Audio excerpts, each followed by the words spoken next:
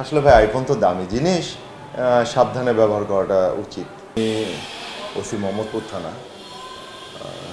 গত পরশু রাতে একজন সংবাদ মাধ্যম কর্মী ভদ্রলোক উনি ছিনতাইয়ের শিকার হন। উনি বাসায় যাওয়ার পথে ওনার হঠাৎ করে প্রস্রাবের চাপ পড়ে, ফলে উনি রাস্তা থেকে একটু অন্ধকারচ্ছন্ন জায়গায় যান, একটু সাইড রাস্তা থেকে একটা গলিতে অন্ধকারচ্ছন্ন জায়গায় যান যে ওনার জরুরি প্রস্রাব করার জন্য। তো ওই জায়গাটা আসলে একটু বেশ অন্ধকার থাকে এবং মাঝে মাঝে দেখা যায় যে খারাপ লোকজন থাকে ওখানে মাঝে মাঝে। তো দুর্ভাগ্যবশত উনি ওখানে ছিনতাইয়ের শিকার হন। ওনার মোবাইল এবং ওনার মানি ব্যাগ কেড়ে নিয়ে যায় ছিনতাইকারীরা। এটা রাত 11টার দিকে ঘটনা। তো তারপরে উনি থানায় এসেছিলেন, থানায় এসে ডিউটি অফিসার রুমে যান কমপ্লেন লেখাইতে। আসলে উনি ওনার প্রত্যাশা মতো সেবা ওনার বক্তব্য অনুযায়ী পান নাই। এটা না পেয়ে উনি আমার কাছে আসেন। আমি চেয়ারেই ছিলাম তখন। আমি ওনার বক্তব্য শুনে ডিউটি অফিসার যাকে ছিল তাকে ডেকে আমি ইনস্ট্রাকশন দিই কী করতে হবে। এবং ওই এলাকার যিনি দায়িত্বপ্রাপ্ত ছিলেন এএসআই আনারুল হক, ওনাকে আমি তার সঙ্গে যোগাযোগ করিয়ে দিই। তো সেই সময় এএসআই আনারুল একজন নির্যাতিতা নারীকে উদ্ধারে ব্যস্ত ছিলেন, যিনি তার স্বামী কর্তৃক অনেক মারপিটের শিকার হয়েছেন। ফলে সেই হাজব্যান্ডকে গ্রেপ্তার করে আনারুল থানায় আসতেছিলেন। তো ওইখানে তার কিছু সময় যাচ্ছিল, আসামি গ্রেপ্তার এবং ভিকটিমকে উদ্ধারে সময় চলে যায়। তো তিনি কাজটা শেষ করে থানায় আসেন। ইতিমধ্যে ভদ্রলোকের সঙ্গে তাকে সংযোগ করে দেওয়া হয়। আনারুল সহ ঘটনাস্থলে তিনি যান। যাওয়ার পরে যেটা আমি জেনেছি, তো আমি পরে ওই দিন 3:30 পর্যন্ত থানায় ছিলাম। তো আমার কাছে উনি ফোনও দেন নাই বা কোনো ফেরতও আসেন নাই। পরে আমি রাত 3:30টার সময় ঘুমোতে যাই। পরে সকালে উঠে দেখি যে উনি ফেসবুকে অনেক লম্বা একটা স্ট্যাটাস লিখেছেন, যেখানে কাঙ্ক্ষিত সেবা না পাওয়ার বিষয়টি উনি উল্লেখ করেছেন। তো আমাদের তাৎক্ষণিকভাবে ওই রাতের বেলা আসামি না পেলেও আমাদের কিন্তু পেশাদার যে টিম তারা কাজে লেগেছিল। উনি খুব সংক্ষেপে 7-8 লাইনের একটা অভিযোগ হাতে লিখে আমাদের দিয়ে গিয়েছিলেন। আমরা এজাহারের জন্য সময় নষ্ট না করে আমরা তাৎক্ষণিকভাবে কাজ শুরু করেছিলাম। তো ওইটুকু তথ্যের ভিত্তিতেই আমাদের টিম দুপুর নাগাদ আপনার 3 জন আসামিকে গ্রেপ্তার করে ফেলে এবং ওনার যে ছিনতাইকৃত মোবাইল এটা উদ্ধার করে ফেলে। পরবর্তীতে ওনাকে ইতিমধ্যে যোগাযোগ করা হয়। উনি এসে থানায় অভিযোগ দেন, আমরা মামলা রেকর্ড করি। তো ব্যাপারটা যেটা হয়েছে যে আমাদের সেবার তো আমরা যে মানের সেবা আশা করি, হয়তো সেই মানের সেবাটা প্রত্যাশার সাথে প্রাপ্তির যে সংযোগ, এটা তো আমাদের জীবনে সবসময় ঘটে না। আমাদের আসলে যা আছে সামর্থ্য আমরা তার মধ্যেই কাজ করার চেষ্টা করি। তো তারপরেও দেখা যায় যে অনেক সময় কাঙ্ক্ষিত সেবাটা দিতে আমরা সক্ষম হই না। এটা অনেক সময় ব্যক্তিগত কিছু আপনার ল্যাপস থাকতে পারে, পেশাদারিত্বের ঘাটতিও থাকতে পারে, আমি অস্বীকার করব না, হতে পারে। তবে উনি আমার বিষয়ে যেটা লিখেছেন সেটা আমার কাছে খুব অদ্ভুত লেগেছে। ওনার সঙ্গে প্রায় 10 মিনিট কথা বলেছি, খুব আন্তরিক পরিবেশে। আমি এখানে বসে, উনি ওখানে বসে কথা বলেছি আমরা।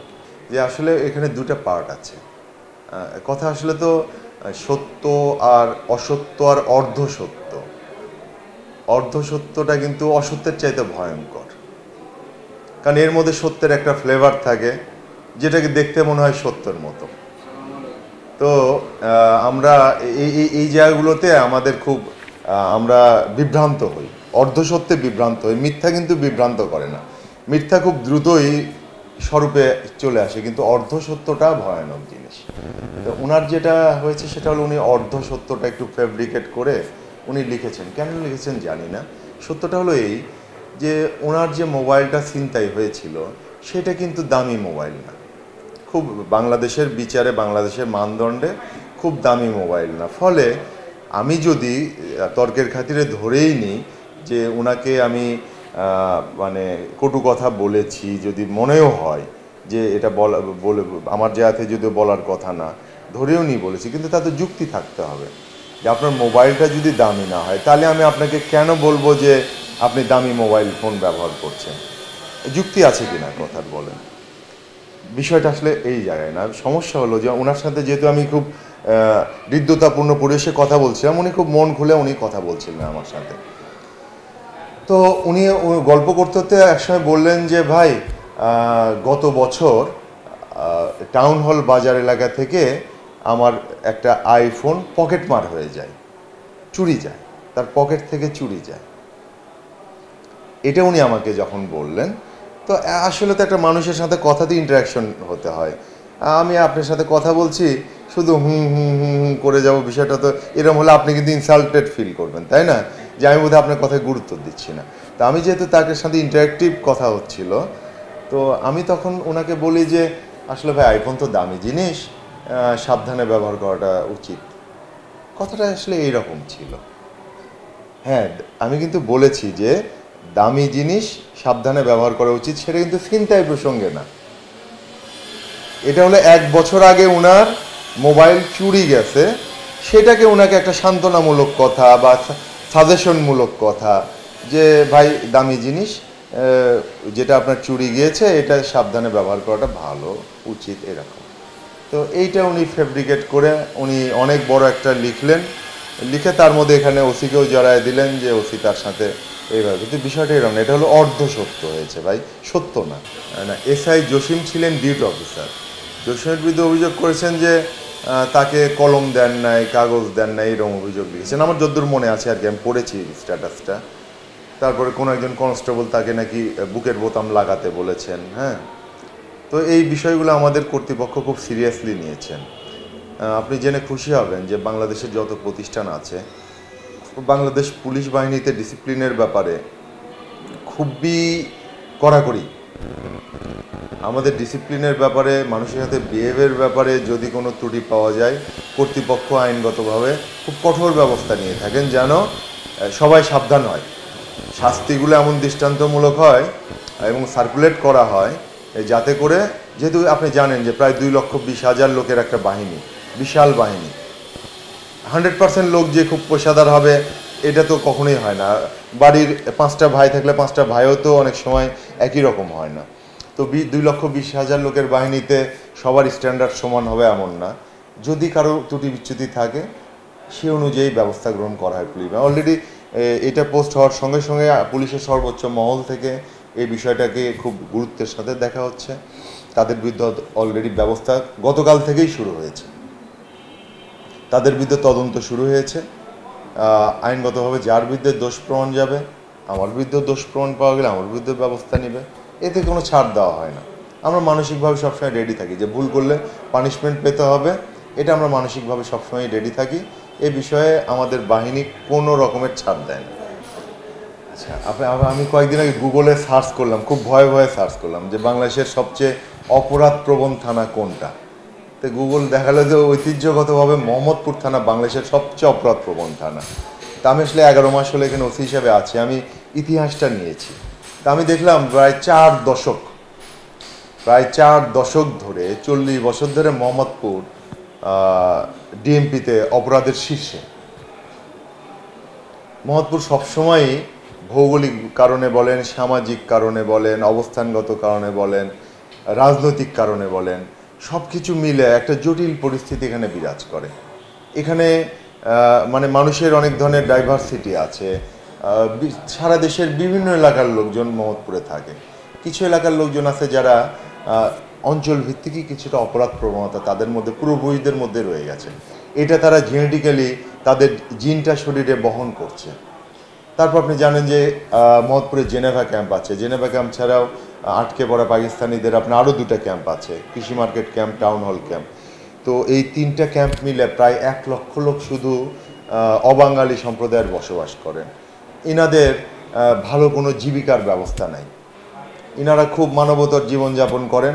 পাশাপাশি তারা বাধ্য হয়ে, আমার অবজারভেশন আমি বলছি যে তারা বাধ্য হয়ে মাদকসহ ছিনতাই, এগুলো অপরাধমূলক কর্মকাণ্ডে তারা জড়িত আছে। তো একটা থানা এলাকায় 1 লক্ষ, অনেক জায়গায় 1 লক্ষ বাসিন্দা একটা থানা এলাকাতেও থাকে না। 1 লক্ষ শুধু আমার অবাঙালি সম্প্রদায় আছেন যারা মূল স্রোতধারা থেকে বিচ্যুত। তো এই লোকগুলো স্বাভাবিকভাবে কিছু না কিছু, এই লোকগুলো একটা বড় অংশ, সবাই বলবো না, এনাদের একটা অংশ অপরাধের সাথে জড়িত।